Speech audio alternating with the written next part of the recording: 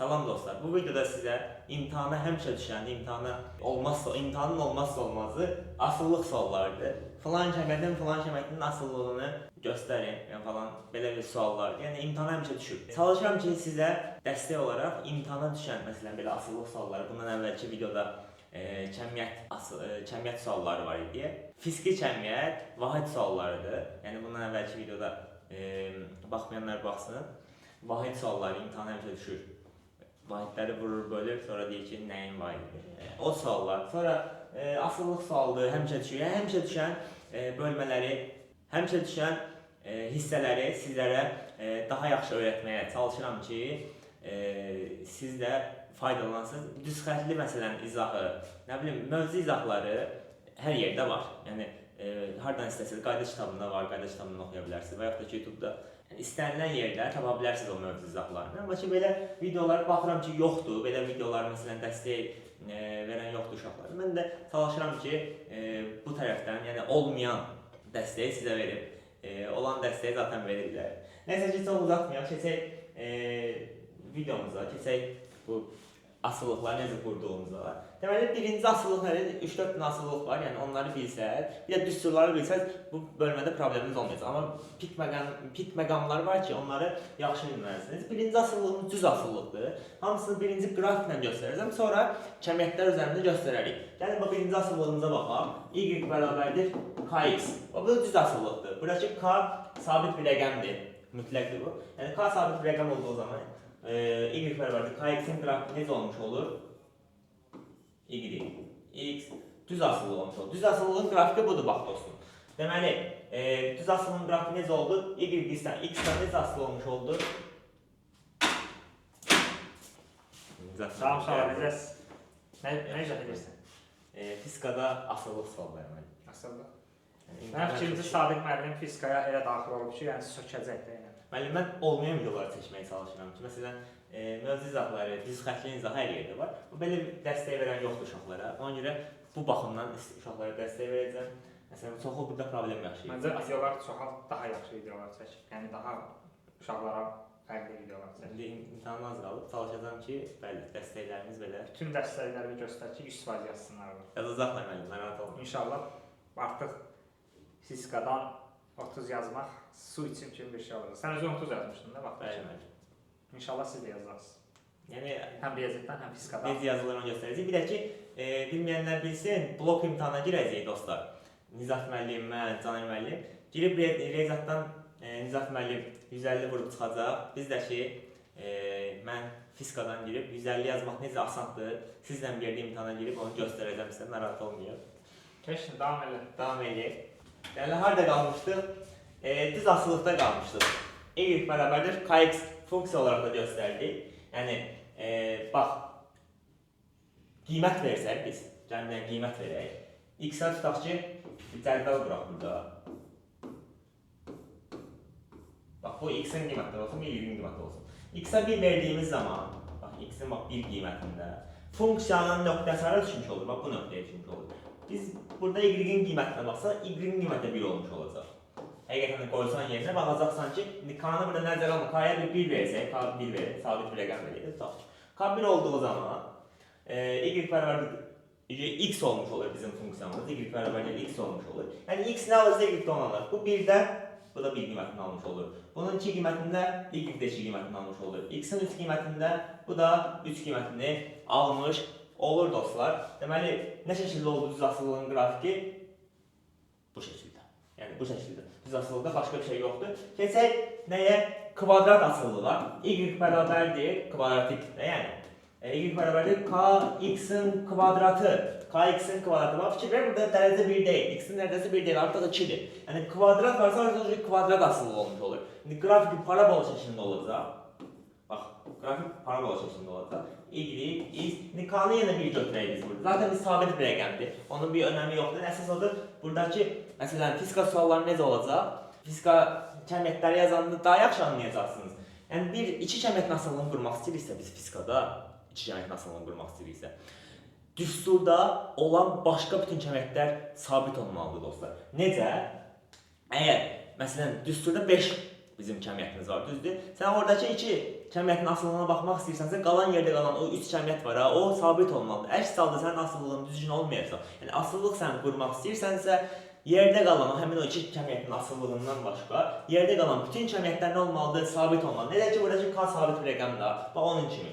İndi burada da qrafik bu şəkildə olacaq bunun qrafiki. Qiymət versəz də görəcəksiniz nöqtələri, məsələn, hər bir x-in bir nöqtəsini qiymət versəz görəcəksiniz ki, y-də həmin qiymətləri aldıqca qrafik belə maili şəkildə qalxmış olacaq. Qısacası belə öyrənin ki, kvadrat varsa, onda bu parabola şəklində olacaq, yəni üzü yuxarı şəkildə qrafikimiz bu şəkildə olmuş olacaq. Bu da bizim kvadrat asıllığın qrafikidir. Təzədən qiymət verib göstərmək istəmirəm. Əsas buradakı sadəcə sizə başa salmaq üçündür. Əsas elədiyimiz proseslər indi cəmiyyətlər üzərində olacaq, fizikadan artıq olacaq. Sadəcə riyaziyyatdan qrafik sizə göstərirəm. Kvadratik asıllıq necə olacaq, düz asıllıq necə olur. İndi tərs asıllığı da göstərim sizə. Y bərabərdir bir k bölünsün x. Fikir ver, buradakı x nədir? Məxrəzdədir. Məxrəzdə olduğu zaman necə olacaq bunun asıllığı? Bax, yenə y-in x-in asıllığına biz baxırıq. Bunu fiziki cəmiyyətlər kimi qəbul edərsək, asıllığımız bax bu şəkildə olmuş olacaq. İndi oradan götürməyək, bax ki bu şəkildə olmuş olacaq. Yəni, maili formada üzü belə bir şəkildir. Yəni, öyrənməyi tövsiyə edirəm. Çünki 4-5 din asıllıq var da, ya bundan asıllığı yoxdur. Məxrəzdədirsə sənin cəmiyyətin, necə asılı olmuş olacaq, tərs asılı olmuş olacaq. Yəni, kvadrat varsa üstündə, sürətdədirsə kvadratik asılı olmuş olacaq. Heç nə yoxdur, dərdəsi birdirsə, belə normal şəkildədirsə düz asılı olmuş olacaq. Yəni, burada məncə çətin bir şey yoxdur. Tərs asıllığın qrafikdə budur. Yəni, qaldı kök altı asıllıq. Kök altı asıllıq necə olmuş olacaq? Y bərabərdir kök altında bir kx və yaxud da ki, k-nı töldə də yaza bilərik. K kök altında x. Fərqi yoxdur. Yəni, k zaten sabit bir rəqəm. Əsas burada bunun sabit qəbul edib, y-in x-in asıllığına biz baxırıq burada. Bax, y-in x-in asıllığı. Tərs yox. Kök altı asıllığın qrafiki də bax bu şəkildədir. Parabola yoxdur, amma artmır. X oğluna paralel getməyə çalışır. Yəni, kök altı asıllığın qrafiki bu şəkildədir. Sizdən, bax, neçədən qrafik oldu? 1, 2, 3, 4 dənə qrafik oldu, düzdür? Bir dənə 5-incisi var, 5-incisi də asıl değerin qrafikidir. Asıl değerin qrafikidir. Məsələn, y, tutaq ki, x olmasın. Bir k-nın tutaq ki, məsələn, y bərabərdir, kx deyək biz, düzdür? Y-in k-dan və yaxud da ki, k-nın y-dən asıllıq qrafikinə baxırıq. Bax, y-in qiymətimiz dəyişdiyimiz zaman biz deyirik ya, bu sabit rəqəmdir. Sabit nə idi fizikada? Konstant idi, düzdür? Yəni, y-in hər hansısa bir qiymətində və yaxud da ki, bu x olsun, heç bir fərqi yoxdur. X-in hər hansısa bir qiymətində, buradan k-nı tapaq, nəyə bərabərdir? Y bölünsün x-ə. Yəni, x-in y-in hər hansısa bir qiymətində bu k-nın qiyməti dəyişmirsə, onda bu bizim qrafikimizin adı konstantın qrafikidir. Bax bu, qrafikimiz bu şəkildə irəliləyəcək. Yəni, nə aşağı düşəcək, nə yuxarı qalxacaq.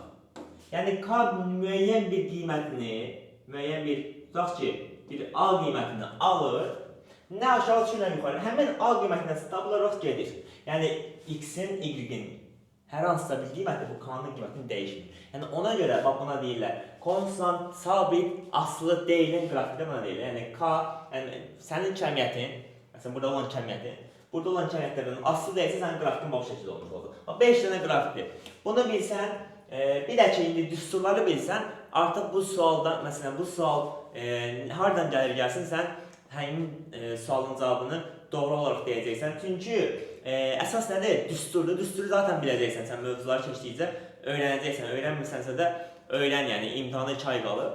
Niyə öyrənməyəsən? Düsturu zaten sən bilirsənsə, bir də bunları bilirsənsə, qarışdırmayacaqsan. İndi gəlin, məsələn, sadə bir qrafikdən başlayaq, fizikadan. S bərabər BT deyirik biz. S bərabər BT bilirsiniz də, düzxətli hərəkətdə. Düzxətli bərabər sürətli hərəkətdə düsturdur da bu. Yəni, burada düzxətli bərabər sürətli hərəkətdə S-in T-nin asıllıq qrafiki necə deyirik? Düz asıllıq demirik. Düz asıllıq budur da. Nəyə görə biz bunu düz asıllıq götürə bilirik? Çünki deyir yaxud düzxətli bərabər sürətli hərəkət. Bərabər sürətli hərəkət nə deməkdir? Yəni, bizim V-miz dəyişmir də. V nədir? Konstantdır. Düzdür, pis ki, nə yazır? konstantlı V'miz. Yəni V'miz dəyişmir. Yəni ki, bizim necə ki ilk vərər KX qrafikində buradakı K dəyişmir deyə, K sabit deyə. Burada da eynisidir var. Bizim elə ki V dəyişmir. V konstantdır. Bax, V'miz konstantdır. Onda S dediyimiz asıl olmuş oldu. Düz asıl olmuş oldu. Məsələn, sonra nə edə bilərik? Omeganın fərqli düzlara toxunmaq istəyirəm ki, daha yaxşı edəsin. Məsələn, omeganın bizdən tutaq ki, elin asıllığını bizdən soruşur. Düzdür? Omeganın bizdən elin asıllığını soruşur. Yer səthində, yer səthi yaxınlığında, sualın şəklini belə qoyuram. Yer səthi yaxınlığında omeganın elin asıllığı, yəni el də ki, burada riyazi rəqqasının uzunluğudur. Riyazi rəqqasının uzunluğu. Riyazi rəqqasının uzunluğudur. Bax, necə quracaq asıllıq? Omeganın elin asıllığı. Nə dedim çətdə? Dedim ki, yer səthi yaxınlığında plus riyazi rəqqas dedim. Riyazi rəqqas, el, omega hansı düstur ağlığa gəlməli? Yenə deyirəm ha. Düsturu bilmirsənsə bu sualı yaza bilməyəcəksən. Yəni düzdür, atıb bəlkə tuta bilərsən, atıb tutmaqla da yazmaq sayılmır da. Yəni sən düsturu bilməlisən ki, bu sualı yazasan, düzdür? Bax, bayaqları dediklərimi, bir də düsturu bilsən, bu sual sənə maneə törətməyəcək. İmtahanda yazacaqsan. Bax, omega düsturu bilirəm. Necədir? Kök altında J bölünsün L'dir. Düzdür? Bunun düsturu.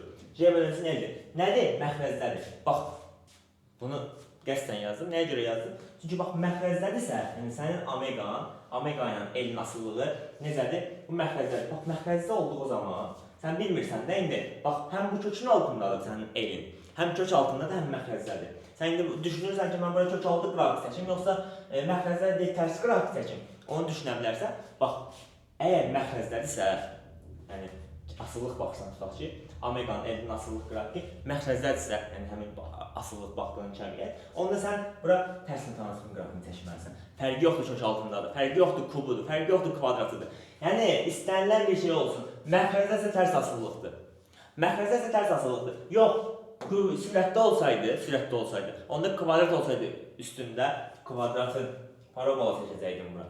Yox, kök altında olsaydı, kök altının qrafini çəkəcəkdim. Amma məxrəzdədirsə, fərqi yoxdur, kök altıdır, üstü kubdur, üstü nəmi, kvadratdır, fərqi yoxdur. Onda elə bir dənə qrafik var, bu tərs asıllığın qrafini çəkəcəksən.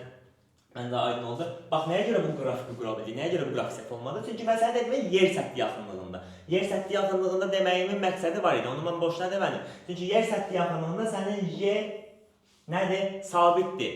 Düzdür? Sabit rəqəm alır. Yəni, buradakı Y sabit olmasa sən bu qrafiki qura bilməzsən.